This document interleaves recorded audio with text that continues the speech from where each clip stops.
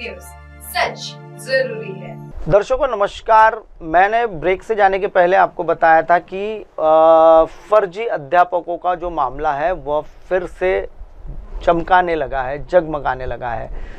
दर्शकों आपको बता दूं कि गोंदिया ज़िले में फर्जी अध्यापकों की जो सूची है वो मैंने आपको पिछले बार 53 अध्यापकों को निकासित करने की खबर बताई थी और उसी के चलते भंडारा ज़िले का भी मामला उछला और भंडारा ज़िले का मामला उछलते बराबर फर्जी शिक्षक पद भर्ती घोटाला जो है शिक्षा विभाग का चर्चाओं का दौर जारी हो गया है।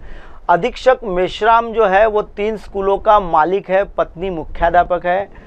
फर्जी शिक्षकों के नाम पर वेतन उठाने के घोटाले में शिक्षा अधिकारी कार्यालय के अधीक्षक वर्ग 2 नीलेश मेश्राम को गिरफ्तार किया गया है। नीलेश मेश्राम के पास वर्तमान में माध्यमिक विभाग के अधीक्षक पद का कार्यभार था। इससे पहले शिक्षा उपसंचालक कार्यालय में वरिष्ठ लिपिक के रूप में कार्यरत रहे हुए मेश्राम ने काफ़ी धन इकट्ठा कर लिया। मेश्राम 3 शालाओं का मालिक है और शिक्षा विभाग में चर्चा यह है कि एक शाला में तो उसने अपनी पत्नी को ही मुख्याध्यापक बनाया है। वर्ग 2 के अधिकारी का 3 शालाओं का मालिक होना, अनेक लोगों को पर्च पर रहने के उपसंचालक कार्यालय में किए गए कारनामे भी अब सामने आ रहे हैं।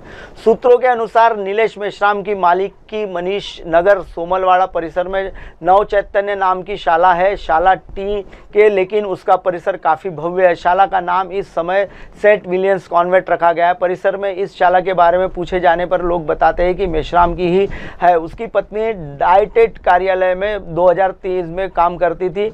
अब उसने मुख्याध्यापिका बना दिया गया है। उसके इस पूरे मामले में इस जांच का विस्तार अधिकारी ने थी, लेकिन जांच में रिपोर्ट गुलदस्ते में रख दी गई थी। खामला में निशाताई वानखेड़े उच्च माध्यमिक शाला भी मेश्राम की मालकियत की होने की बात कही जा रही है। इसके अलावा सावनेर तहसील में भी एक शाला उसके नाम पर बताई जा रही है। शिक्षक क्षेत्र में नीलेश मेश्राम की कई कारणों से काफ़ी चर्चा में रहे। मुख्याध्यापक पगराग पुंडके के प्रकरण में नीलेश मेश्राम की महत्वपूर्ण भूमिका बताई जा रही है। मेश्राम की स्कूल संपत्ति पर पुलिस की नज़र। बोगस शिक्षक पद भर्ती घोटाले में शिक्षणाधिकारी कार्यालय के अधीक्षक वर्ग 2 के नीलेश मेश्राम को गिरफ्तार कर लिया गया है। वर्तमान में माध्यमिक विभाग के अधीक्षक पद का कार्यभार था। इसके पहले वह शिक्षक उपसंचालक कार्यालय में वरिष्ठ लिपिक थे। चर्चा है कि मेश्राम 3 स्कूलों के मालिक होने के साथ ही उनकी पत्नी एक स्कूल में मुख्याध्यापिका है। इस मामले में पुलिस स्कूल और संपत्ति की जाँच करने में लगी हुई है। मनीष नगर सोमलवाड़ा में नवचैतन्य नाम की शाला है। टीन के शेड होने के साथ साथ यह स्कूल का जो आवार है वो काफ़ी बड़ा है। सेंट विलियम्स कॉन्वेंट अभी उसका नाम रखा गया है।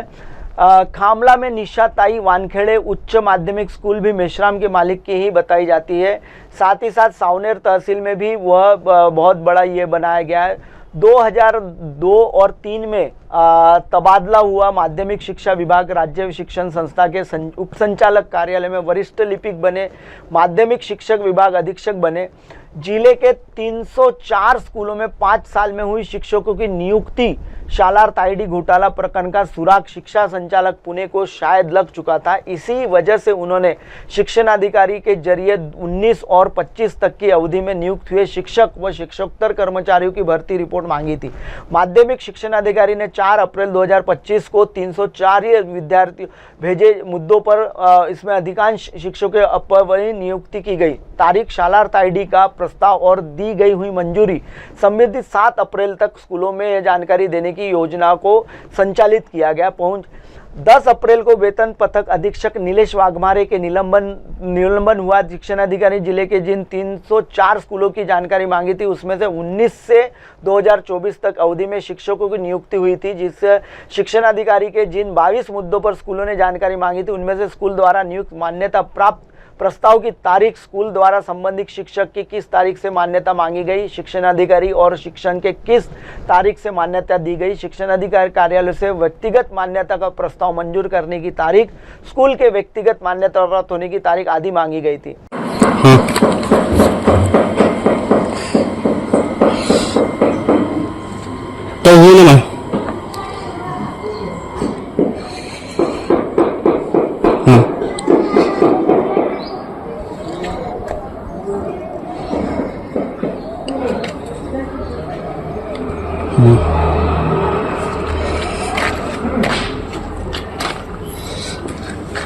तो बोलना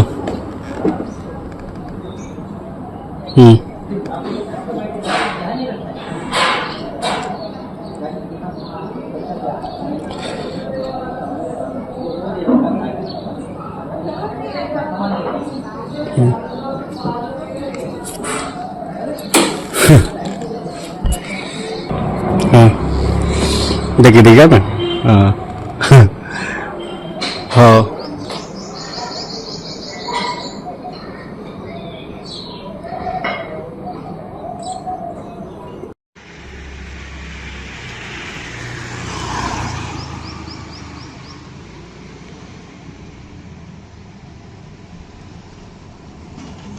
MNS न्यूजला पुढील वाटचालीस खूप खूप शुभेच्छा. आप देख रहे हैं MNS न्यूज, सच जरूरी